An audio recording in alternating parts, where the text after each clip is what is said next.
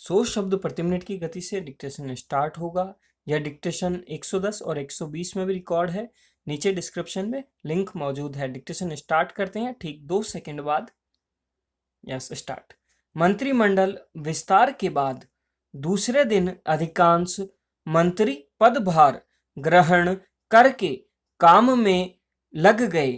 दरअसल नए मंत्रियों में एक संदेश अच्छे से गया है कि जब धुरंधर किस्म के मंत्री खराब परफॉर्मेंस पर निपटा दिए जाते हैं तो उन्हें अपनी परफॉर्मेंस पर ध्यान रखना होगा। स्वास्थ्य, शिक्षा व रोजगार की अगुवाई करने वाले सभी मंत्रियों को एक ही झटके में बाहर कर दिया गया। उनके सिवाय दूसरे दर्जन भर मंत्रियों को भी उनके औसत परफॉर्मेंस पर छुट्टी दे दी।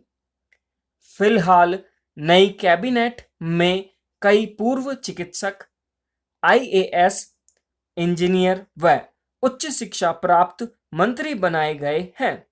मकसद कुछ खास है जिसका असर अगले कुछ माह बाद दिखाई पड़ेगा। इतना तय है कि जो मंत्री काम में कोताही दिखाएगा उसकी मंत्रिमंडल से कभी भी छुट्टी हो सकती है। मोदी को काम चाहिए, वह सिर्फ काम में विश्वास रखते हैं, नेतागिरी और चापलूसी में नहीं। इतना तो अब सब समझ ही गए हैं।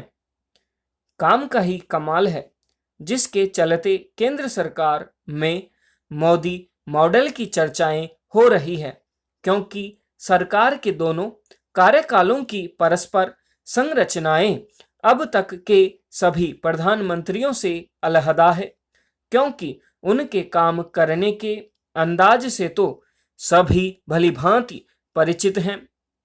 अनुराग ठाकुर जैसे युवा मंत्रियों को प्रमोट करने का मतलब काम में गुणवत्ता लाना है। विभागों के बंटवारे में भी एक बात खास देखने को मिली।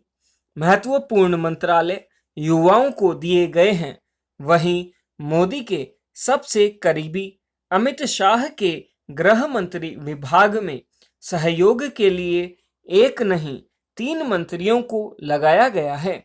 अमित शाह ने तीनों मंत्रियों को अलग अलग काम सौंपा है। एक को उत्तर प्रदेश की कानून व्यवस्था पर नजर बनाए रखने को कहा है। बड़ा राज्य है और अगले वर्ष चुनाव भी है। बाकी दोनों मंत्रियों को अभी ऐसा ही टास्क देना बाकी है। ये बात सही है, पिछले मंत्री अगर उचित ढंग से काम करते तो शायद विस्तार के नाम पर मंत्रिमंडल का इतना सुधार नहीं करना पड़ता, क्योंकि मोदी मंत्रिमंडल विस्तार पर ज्यादा विश्वास नहीं करते। पहला कार्यकाल भी उनका ऐसे ही बीता। उन्होंने हमेशा मंत्रियों को ज्यादा से ज्यादा स्वतंत्रता दी और उनके कार्य की गुणवत्ता में निखार भी देखने को मिला। इस फार्मूले से कई मंत्रियों ने बेहतरीन काम भी करके दिखाया। यही वजह है कुछ विभाग ऐसे हैं जो पिछले कार्यकाल में जिन मंत्रियों के पास थे वह मौजूदा कार्यकाल में भी यथावत हैं, जबकि पिछली निवर्तमान हुकूमतों में मंत्रियों के विभाग साल के भीतर ही बदल दिए जाते रहे हैं। काबिले गौर है, इतने अल्प अवधि में कोई भी मंत्री अपना परफॉर्मेंस नहीं दे पाएगा और न ही दिखा पाएगा। समय और स्वतंत्रता देने के मामले में सभी मंत्री मोदी की तारीफ भी करते हैं। नए मंत्रिमंडल शामिल मंत्रियों को मोदी का सीधा संदेश है कि जिन नए मंत्रियों को जगह दी गई है वह अपने पदों की रेवड़ियां न समझे, बल्कि बड़ी जिम्मेदारी समझकर अपने दायित्वों का निर्वाह करें और जनता की सेवा में पहले दिन से तन मन से जुटें। विस्तार के रूप में युवाओं से सजाई गई मोदी की टीम के सभी ऊर्जावान मंत्रियों से खुद प्रधानमंत्री को बड़ी उम्मीदें हैं।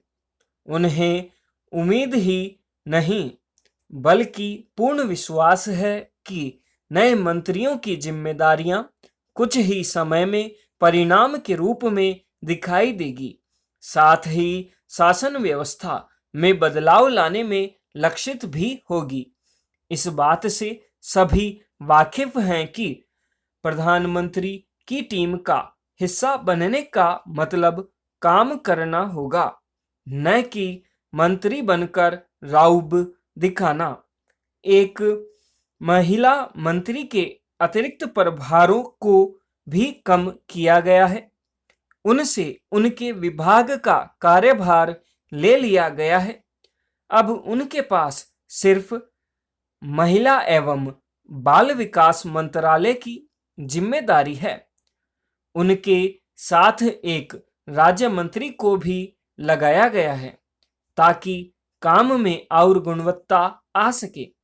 वहीं शासन व्यवस्था में बदलाव के लिए प्रधानमंत्री ने एक और नए मंत्रालय को बनाया है, मिनिस्ट्री ऑफ कोऑपरेशन, जिसकी जिम्मेदारी अमित शाह को दी गई है। मंत्रालय को बनाने का खास उद्देश्य सहकार से समृद्धि के विजन को साकार करना होगा। मंत्रिमंडल विस्तार को ज्यादातर लोग आगामी चुनावों से जोड़कर देख रहे हैं, पर एक वर्ग इसे बदलाव का बड़ा कदम मानकर देख रहा है। नवीनतम मंत्रालय के जरिए प्रत्येक विभाग में निगरानी के तौर पर प्रशासनिक, कानूनी और नीतिगत ढांचे का प्रसार किया जाना बताया जा रहा है। हालांकि नफा नुकसान एक आध वर्ष बीत जाने के बाद ही पता चलेगा और नए मंत्रालय के गठन का मकसद उसके बाद ही पता चलेगा। प्रधानमंत्री नरेंद्र मोदी की सरकार के 7 सालों के कार्यकाल में पहली मर्तबा मोदी कैबिनेट अब तक की सबसे युवा टीम है। इससे महिलाओं का प्रतिनिधित्व भी ठीक ठीक तरीके से बढ़ाया गया है। विस्तार से पहले तक मंत्रियों की संख्या 53 मात्र थी, अब 73 हो गई है। कई विभाग बिना मंत्रियों के रिक्त थे, उन्हें भी भरा गया है। अतिरिक्त विभाग को विभिन्न मंत्रियों के अधीन किया है। स्वास्थ्य मंत्रालय पर खुद प्रधानमंत्री श्री नरेंद्र मोदी की पैनी निगाहें हैं, जिसकी जिम्मेदारी उन्होंने अपने खासम खास मंत्री मनसुख मंडाविया को दी है, क्योंकि कोरोना संकट से हेल्थ विभाग लोगों के निशाने पर है और इसी विभाग से हर्षवर्धन की छुट्टी की गई है। बहरहाल मंत्रिमंडल में फेरबदल का मतलब सियासी जरूरतों का पूरा करना और चुनावों में फायदा उठाना ही होता है, लेकिन इस बार ऐसा कुछ दिखाई नहीं पड़ता है। कुछ क्षेत्र ऐसे हैं जिनके हालात कोरोना संकट से खराब हुए हैं। प्रधानमंत्री नरेंद्र मोदी का अपनी टीम में विस्तार करने का मुख्य मकसद यही है कि उन क्षेत्रों को टीम वर्क के जरिए इन कठिन समस्याओं से उभारा जाए। किसी भी काम को करने, जीवन को जीने और खुशियां पाने के कई सरल तरीके हैं, लेकिन ज्यादातर लोग अपनी ही सोच व भावनाओं से जीवन को कब जटिल बना लेते हैं, उन्हें पता ही नहीं चलता। ज्यादातर लोग खुद की सोच और भावनाओं की वजह से ही परेशान हैं। इसके लिए अपने शरीर, मन और भावनाओं का सही प्रबंधन करने पर तनाव से छुटकारा मिल सकता है। जिससे हर काम खुशी के साथ आसानी से हो सकता है। वास्तविक रूप से ज्यादातर इच्छाएं आपकी नहीं होती, आप तो बस इन्हें अपने सामाजिक परिवेश से उठा लेते हैं। जिम्मेदारी का मतलब है कि जीवन में आने वाली किसी भी स्थिति का सामना करने के लिए सक्षम होना। कोई काम तनाव भरा नहीं होता। शरीर, मन और भावनाओं का सही प्रबंधन नहीं कर पाते, इसी से तनाव बनता है। किसी काम के लिए जरूरी हो तो निर्णय लें, पहले से ही राय न बनाएं। राय आपकी बुद्धि के विकास में बाधा बन जाती है। कठिन चीजें आसानी से पूरी की जा सकती है। जरूरत हमें सिर्फ उन्हें पाने के लिए समर्पित भाव से काम करने की है। लोग अपने दिमाग को कंट्रोल क्यों करना चाहते हैं? उन्हें तो अपने दिमाग को आजाद कर देना चाहिए। कुंठा, निराशा और अवसाद का मतलब है कि आप अपने ही खिलाफ काम कर रहे हैं। हर चीज को वैसे ही देखें जैसी वो है, इससे आप जीवन सहजता से जी सकेंगे। यह था 100 शब्द प्रति मिनट की गति से अभ्यास।